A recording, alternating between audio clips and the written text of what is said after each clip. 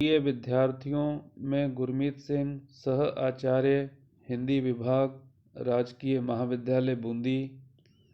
आज के मेरे ई व्याख्यान का विषय बीए प्रथम वर्ष हिंदी साहित्य प्रथम प्रश्न पत्र के अंतर्गत संकलित पाठ्यपुस्तक भक्ति काव्य के अंतर्गत प्रथम कवि कबीर से संबंधित है।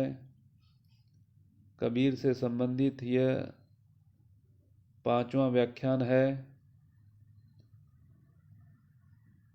कबीर के ग्रंथ का नाम बीजक है, जिसमें 3 भाग हैं, साखी, सबद और रमैणी।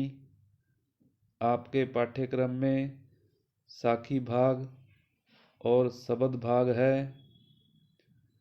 साखी से संबंधित हम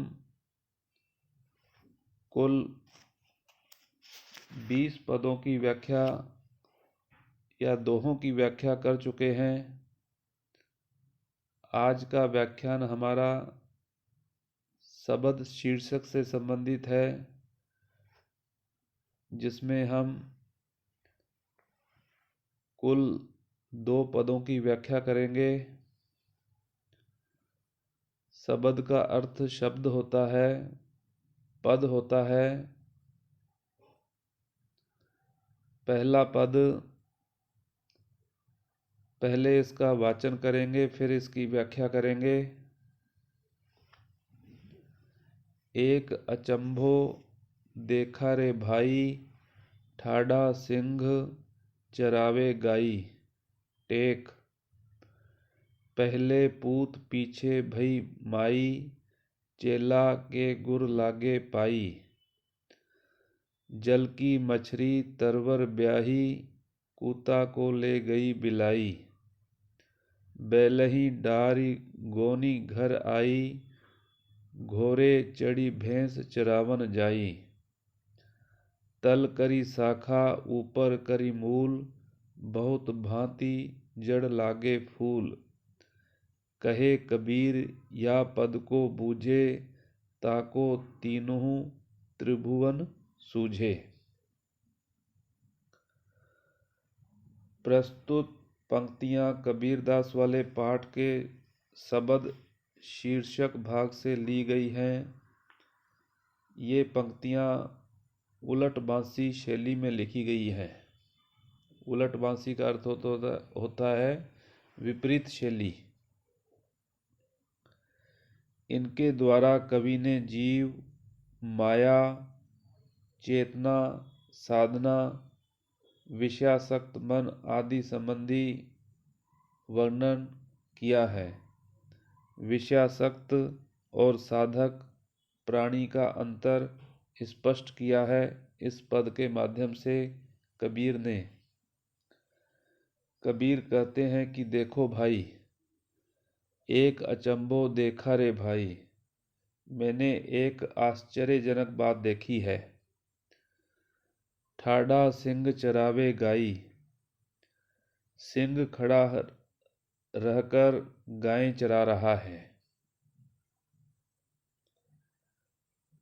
पहले पूत पीछे भई माई, पहले पुत्र पैदा हुआ और बाद में माता। गुरु शिष्य के चरण स्पर्श कर रहा है। चेला के गुर लागे पाई। जल की मछली तरवर ब्याही, जल में रहने वाली मछली ने पेड़ पर बच्चा दिया है। कूता को ले गई बिलाई,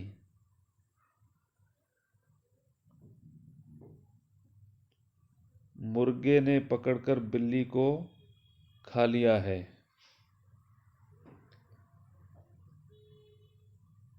बेलही डारी गोनी घर आई, घोड़े चढ़ भैंस चरावन जाई। बैल को गिराकर गूनी अर्थात सामान भरने की थैली घर आ गई है। कुत्ते को बिल्ली उठा ले गई है।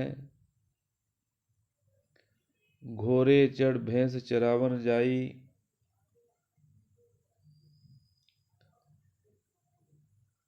एक वृक्ष है जिसकी जड़ ऊपर है और शाखाएं नीचे की ओर फैली हुई हैं। तल कर शाखा ऊपर कर मूल, जबकि जड़ नीचे होती है, शाखा ऊपर होती है, लेकिन शाखा नीचे है, ऊपर जड़ है।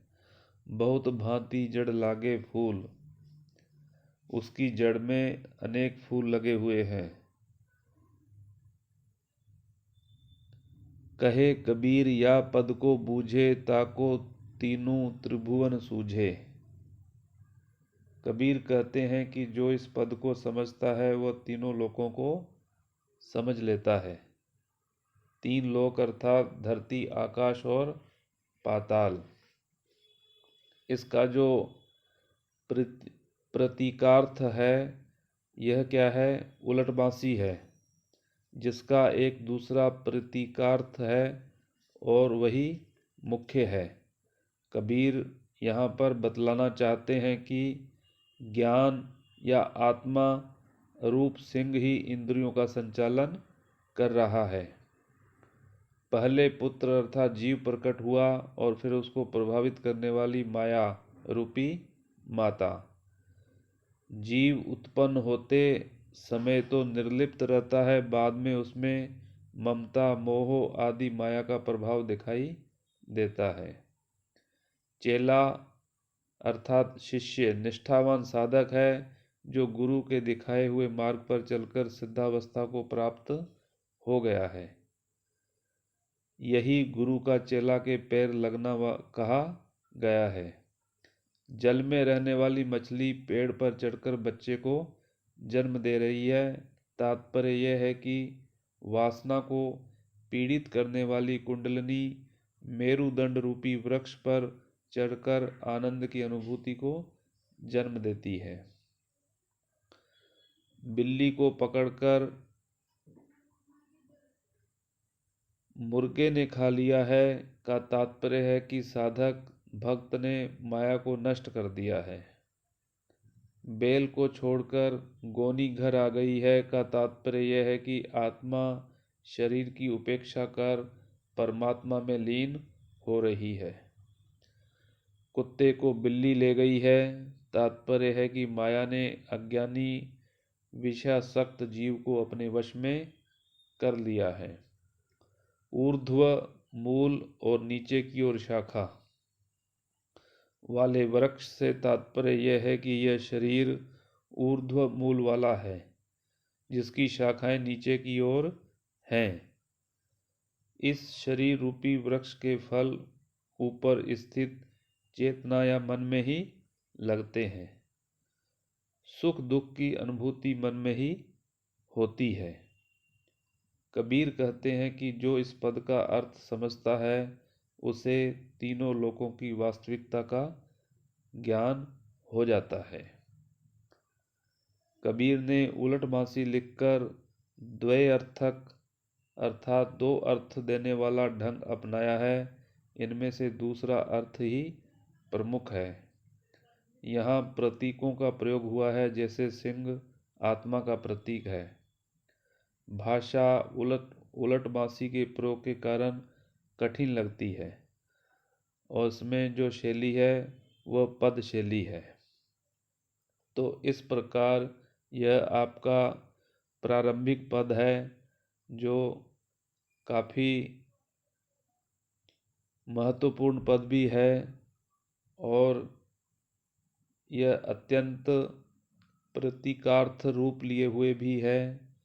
यह थोड़ा कठिन भी प्रतीत होता है इसका अर्थ करना, इसलिए इसके प्रतीकार्थ को समझना उचित होगा।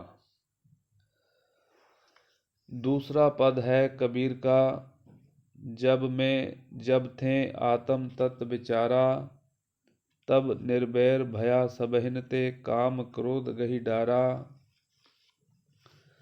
व्यापक ब्रह्म सबन में एके, को पंडित को जोगी, राणा राव कवन सु कहिए, कवन वेद को रोगी। इनमें आप सबहिन में आप सु खेले, नाना भांति गढ़े सब भांडे, रूप धरे धरि मेले। सोच विचार सबे जग देखा, निर्गुण कोई न बतावे, कहे कबीर गुनी अरु पंडित, मिली लीला जस गावे। वही प्रस्तुत पद कबीरदास वाले पाठ के शब्द शीर्षक वाले अंश से लिया गया है। कबीर आत्म तत्व की जानकारी के बाद अपने बदले हुए दृष्टिकोण के बारे में यहाँ पर वर्णन कर रहे हैं। उन्हें सभी में एक ही तत्व विद्यमान प्रतीत होता है। जब थे आत्म तत्व विचारा, तब निर्भय भया सबहिन थे, काम क्रोध गही डारा। कबीर कहते हैं कि जब से मैंने आत्म तत्व के बारे में विचार किया है और उसे समझा है, तब से मैं सभी के प्रति निर्वैर हो गया हूँ। मेरा किसी से वैरभाव नहीं रहा है और मैंने काम क्रोध को पकड़कर एक जगह पटक दिया है। काम क्रोध गही डारा, काम क्रोध को पकड़कर पटक दिया है, अर्थात इन्हें त्याग दिया है। मुझे ये ज्ञात हो गया है कि सर्वत्र व्याप्त ब्रह्म ही सब में विराजमान है। व्यापक ब्रह्म सबिन में एके, को पंडित को जोगी। सभी में वही एक तत्व विद्यमान है। जब सभी में एक ही तत्व है तो फिर योगी और पंडित आदि का भेद भी निराधार है। राणा राव कवन सु कहिए, कवन वेद को रोगी। इसी प्रकार किसे राणा और किसे राव कहा जाए, किसे वैद्य किसे रोगी कहें, इस प्रकार के भेदभाव अंतर व्यर्थ हैं। इनमें आप सबहिन में आप आपसु खेले, नाना भांति गढ़े सब भांडे, रूप धरे धरि मेले। सभी भीतर से समान हैं। इन सभी में वह ब्रह्म स्वयं विद्यमान है। वह जैसे अपने आप से ही खेल रहा है, उसके लिए दूसरा कोई है ही नहीं। उस ईश्वर ने प्राणियों के रूप में मानो अनेक भांडे बना रखे हैं और उन्हें अनेक रूप दे दिए हैं।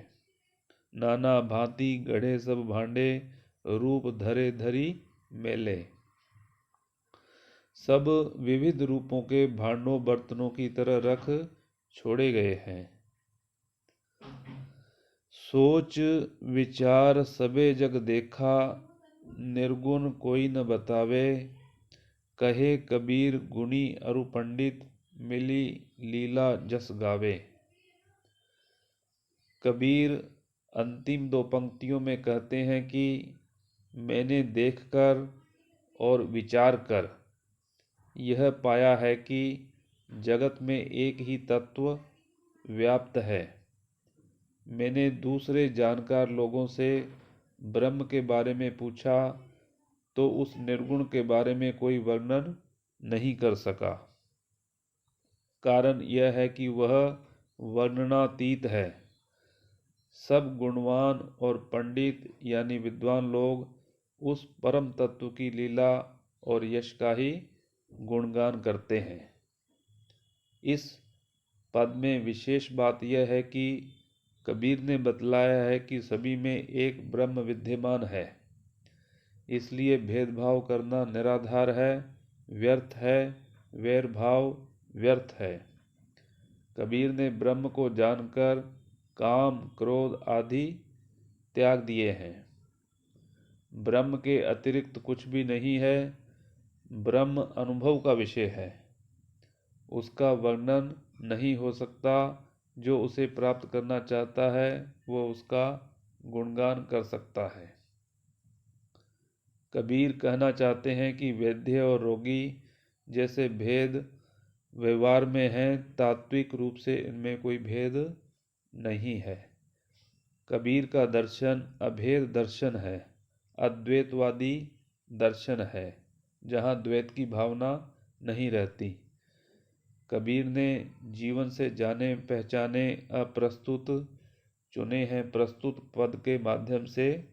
उन्होंने एक निर्गुण निराकार ब्रह्म की उपासना की है और इसके माध्यम से यह कहना चाहा है कि जब व्यक्ति को आत्मज्ञान प्राप्त हो जाता है तब उसके अंदर से समस्त सांसारिक जो विषय वासनाएं होती हैं, काम क्रोध मद लोभ मोह, वह सब समाप्त हो जाते हैं और वह सभी व्यक्तियों के प्रति आदर भाव से, आदर दृष्टि से समभाव रूप में रहता है।